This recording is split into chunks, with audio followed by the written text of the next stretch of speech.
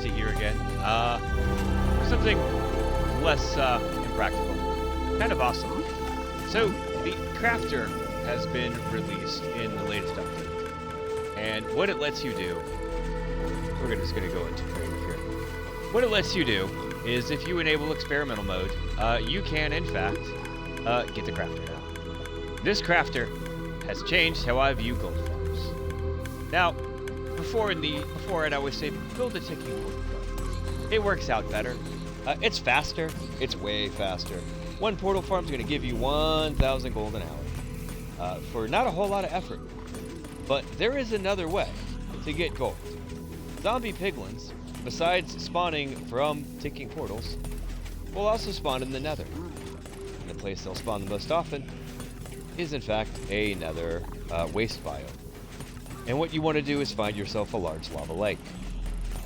And then you're going to get a bunch of magma. Like, a lot of it. And at first I thought, this is going to take forever to get this much magma. It doesn't. It actually works out really easily to get a lot of magma. All you need to do is go down to between Y27 and 33 in the Nether, and you're going to find blobs and blobs and blobs of it. It breaks real quick and easy. And then you can get a bunch and go to another waste biome. Build a gold farm. Because the great thing about magma is only fireproof mobs are going to spawn in it. Well, the only two mobs that is here are zombie piglins and magma cubes. But as long as it's not 3 blocks high, there will be no magma cubes. And so I made one. Oh, we have one on the roof. That's new. We'll take care of that later. But you go there. This farm, I'm my own design. This will make me about 600 ingots in with looting through. And then forgive this massive hopper line here. It's hard to move items in the Nether. There are more beautiful ways. This is it's not janky. It's crass. But you know what? It gets the job done. In my case, what I have going on here, and I wouldn't recommend building something like this. It's all based around the turtle eggs and their detection distance, and I kind of smushed 4 of them together per platform. So I've got 16 platforms here total. The minecarts underneath was because I was trying an alternate hopper design. I'm experimenting with 3x3s. It works. 2x2s are more reliable, but I wanted to kind of keep my theme here with eggs and trapdoors and coral fans. So none of this really matters. It does, but just to get gold. And then we got to take it through an extensive hopper filtration system. I have all of my rotten flesh being filtered out and automatically dumped here in the lava. We don't care about that. We care about gold ingots that come out. We care about the gold nuggets that get sorted. Right there. And we care about gold bars. And, of course, gold swords. So what I'm doing here is I am smelting everything. Gold swords get smelted and put into the auto crafter. So do the gold nuggets. They get straight bypass the smelters, have it feed in. It doesn't matter. What does matter is I've got everything being fed into the auto crafter, and then it'll automatically spit it out in a gold ingot. The other gold ingots that I pick up will automatically get routed in the same hopper line and moved up to our piglin friend. Now, this farm is running on, I'm not using any bugs, it's taking advantage of the piglin's natural bartering rate, which is about 8 seconds. The wiki says 8. I'm using an etho hopper clock here with exactly 11 items in it. It will trigger that dropper at the perfect time, as soon as it finishes its trade and he grabs the next gold. And I never messed around with bartering farms too much, mostly because I was afraid of this massive filtration system that you have to set up to get everything. And I am collecting everything here. I'm getting my soul speed boots because I want them. I'm getting my books. I'm getting so many fire potions, some ender pearls, leather, obsidian, crying obsidian, fire charges, nether quartz, string, iron nuggets, the list goes on, arrows, nether brick, soul sand, gravel, and the real reason I'm really interested in this, because I'm on a nether only theme here, is I want a reliable source of blackstone, and this is working. So all this together, what am I getting here? 450 gold ingots an hour is how many that one piglin is going to go through on his own. And he is always trading. I'll get excess built up in here, and that's okay, that's just gold. But if I wanted gold, I'd build it in the overworld. What I want is an AFK bartering farm, where the only thing I have to do is fill it up with fuel. Now, I'm using lava buckets for obvious reasons. And because of that, I had to add in a separate item filtering system just to collect my buckets and to sort out my gold. So I have a total of 23 filtration systems going on here, plus a brewing stand that you can also use to filter, and the chiseled books. Those are a little more complicated, but if you ever want to know how to do it, have a hopper feeding into, say, the chiseled bookshelf, feeding into another downward-facing hopper. Go 2 down so it'll keep moving. Put a comparator, separate it from the rest, have a 3-tick delay, and as soon as that book hits there, it's going to lock that next hopper just long enough for that bookshelf to let that book slide over in there, and then it'll automatically unlock and let everything else pass.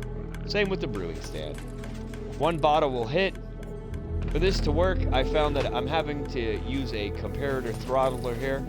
No big deal. This is all basic redstone stuff. I've also got some over there because I'm using hopper lines. If you're using a blue eyes with sticky pistons, you can. Figure out your filtration system. Figure out your sorting system if you want it. But if you want a fully self-sufficient, minus the fuel, bartering farm, make a gold farm in the Nether. I would recommend Stoic Epoch has a really great one. It's only about 400 ingots an hour, but it's easy to follow. It's a 2x2, 2x2 trident killer. It uses 15 of these platforms and funnels them all in with mine carts. And from there, you're just a couple item filters away to a piglin, and then obviously filter all of this because you're gonna, or just have an insane amount of storage. If you want another one, Silent Whisper has one that's 4 years old. It can make up to, he said 950 at the time, or 980. Since then, there was a bug where magma cubes that are smaller can still spawn up top. That's been removed. So if you got to figure out item delivery on your own for any of this. Hopper lines are the easiest way. It's kind of laggy, but maybe you don't want to mess with blue eyes. Suit yourself. Point is, get all that gold. You need to hit 450.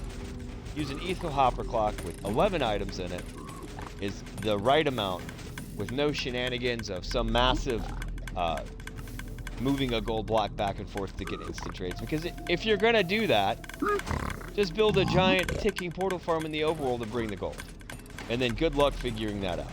What I wanted, this whole thing is based around this one piglin and how long it takes him. See? And I'm gaining more gold. I took a break for a while here. It is exactly the right amount where he's always trading. And by slowing this down, all these filters work flawlessly.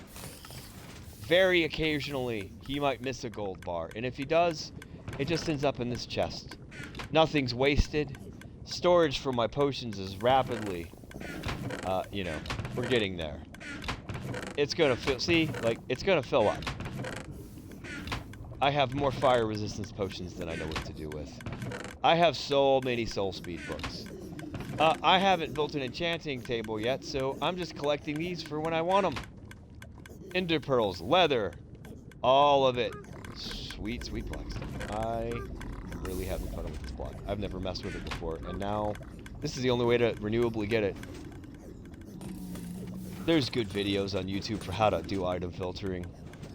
Item filtering for a bartering farm. It's mostly straightforward. Even the Ender Pearl is. It's same basically setup works. I just isolated it because I didn't want any bleed over because they stack differently. You can easily sort this other stuff out between the chiseled bookshelf and the brewing stand. You can get all those potions, those books. The only thing left over is the boots, and we're good. And I can sit here, and as long as I stock this up with enough fuel to keep those swords smelted, this piglin is never going to run. And I feel less bad than with villagers, where I cram them in and they don't do anything. Look at this. This piglin's the happiest ever. I gave him full gold armor. He's always getting gold.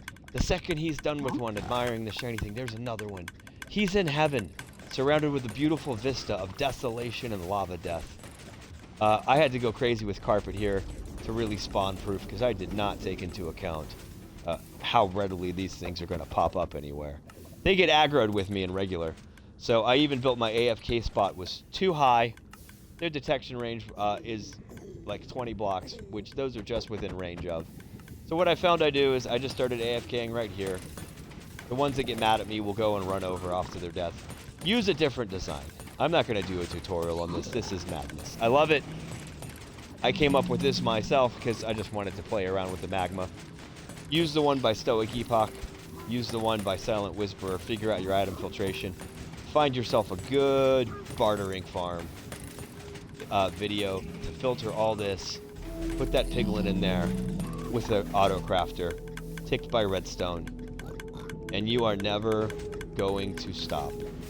If you want a crazy amount fast, build a bunch of portal farms. But if you want a one-dimensional bartering farm that's endless, here you go.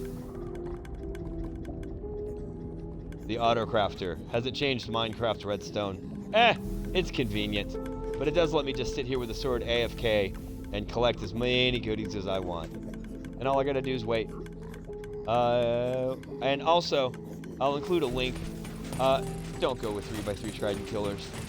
The only one that I could get to work, I will post a link. I have forgotten the individual's name. It's utilizing carpets.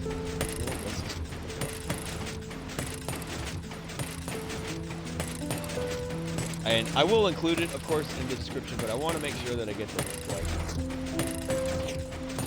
It is a 3x3 trident killer.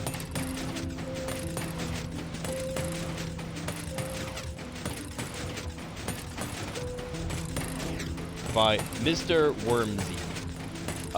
And I'll post a tutorial to his. The only downside is this isn't relog proof, so you gotta rethrow these tridents, which is just kind of why I'm hanging out for a really long time. Stoic Epoch or Silent Whispers gold farm is gonna do plenty. Wire it all up, get your filtration down, and make that piglin happy, because he is just gonna keep trading forever and ever and ever. Just watch out for the zombie piglin. Yep. Because they pack a punch, and they're really mad at me as soon as I come out of survival. Let's end this with either my death scene, or, here we go. He's gonna immediately get aggroed with, yep, and there we go. And...